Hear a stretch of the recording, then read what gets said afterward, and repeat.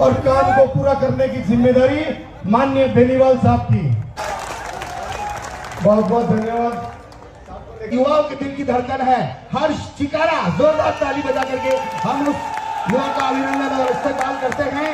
एक ऐसा व्यक्ति तो दोस्तों जब बोलता है तो दिलों के राज खोलता है। मैं चाहता हूं एक बार और अपने दोनों हाथ उठा करके ताली बजा करके हर्ष चिकारा का हम अभिनंदन करते हैं।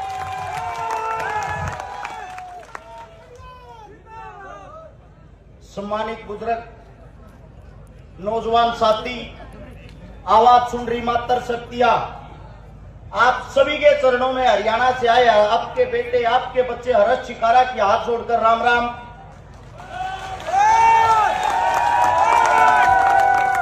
अस्सलाम वालेकुम, जय भीम। देखिए, मसूदा के बारे में अगर मैं बताऊं, मैंने जो हरियाणा के अंदर सुना था और यहां आकर देखा, उन दोनों चीजों के अंदर बहुत ज्यादा अंतर पाया। मैंने सुना था विजयनगर का आदमी, मसूदा का आदमी पूरी मुंबई को चलाता है। मुंबई में जो बड़े बड़े बिजनेसमैन हैं वो यहां की धरती के शेर हैं। मैंने सुना था जो बेंगलोर में बड़ी बड़ी कंपनियां चलाते हैं वो यहां के शेर हैं। लेकिन एक बहुत बड़ा दुर्भाग्य, जब मैं विजयनगर के अंदर आया, जो यहां के इतने बड़े बड़े इंसान, इतने बड़े बड़े उद्योगपति, इतने बड़े बड़े धन्ना सेठ होते हुए आज तक विजयनगर का विकास क्यों नहीं हुआ? सोचने की बात है साथियों। ये आप एक वो इंसान हो, आपकी स्टेज के माध्यम से पूरे हिंदुस्तान को एक बात बताना चाहता हूं। जो हमारे बीच हिंदू मुसलमान का जहर घोलते हैं, उनसे एक ही बात कहूंगा, एक चक्कर मसूदा का लगाना और यहां आकर चीता, मेरठ और काठाट को देखना, जिनके घरों में हिंदू और मुसलमानों का क्या भाईचारा और क्या मेल मिलाप आप लोगों को देखने को मिलेगा। यहां पर अगर एक बेटे का नाम शंकर होता है तो दूसरे बेटे का नाम शहजाद होता है। यहां पर ईद और दिवाली एक साथ मनाई जाती है। यह खूबसूरती है यहां के लोगों की, यहां की जनता की। आप सभी साथियों को एक बात बता देता हूं, जो आप लोगों के, आपके बीच से जो देश के जवान बॉर्डर पर रक्षा करते हैं, अगर उनमें कोई सबसे ज्यादा संख्या में फौज को ज्वाइन करता तो वो आपकी धरती है, आप लोगों की। यहां छोटे से 5 साल के बच्चे को जब मां उठाती है, कहती है बेटा मेहनत कर, दौड़ना शुरू कर, तुझे देश का रक्षक फौजी बनना है।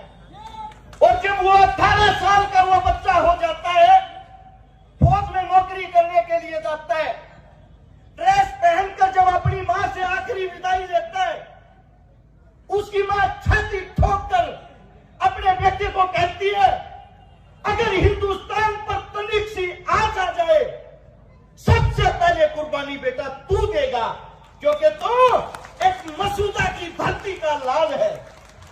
सलाम करता हूं इन मात्र शक्तियों को, जो आप लोग अपनी कोख से ऐसे देश के लिए जान देने वाले योद्धा पैदा करती हो।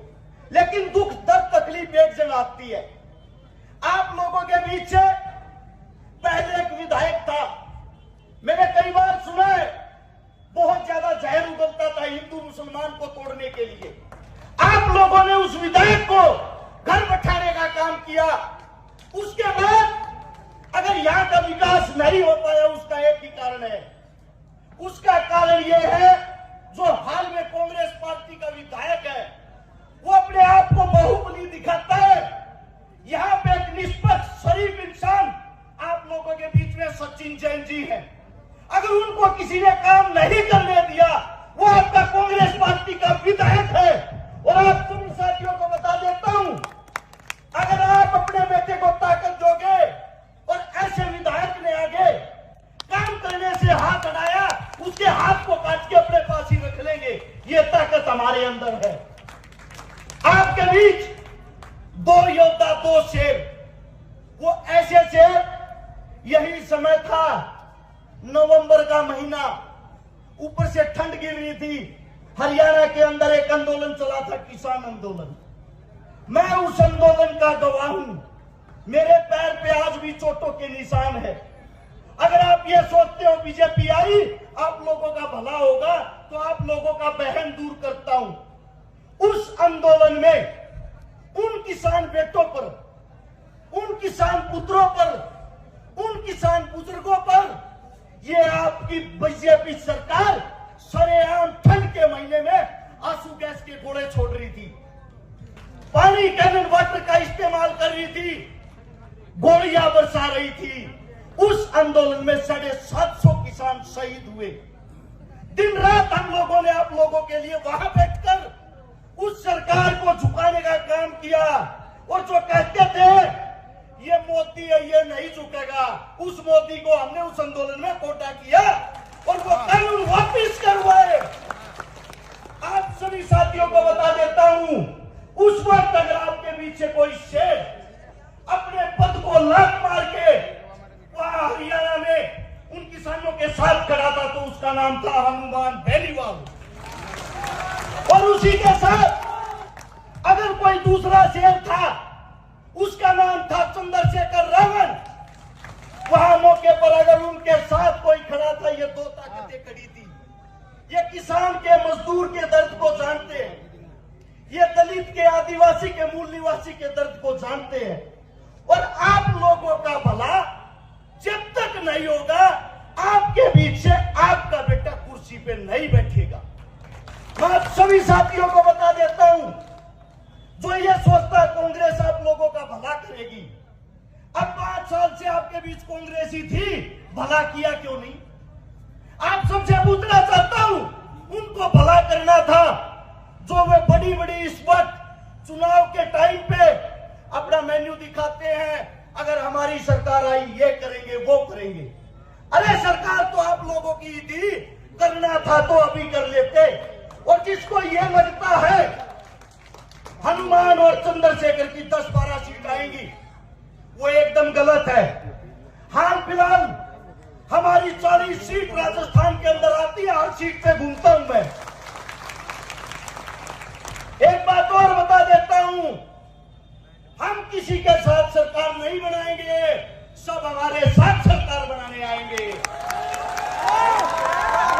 क्या आप लोगों के बीच से वादा है, अब की बार अगर राजा की कुर्सी पे कोई बैठेगा, राजा की कुर्सी पे कोई बैठेगा, वो आपके बीच से आपका बेटा होगा।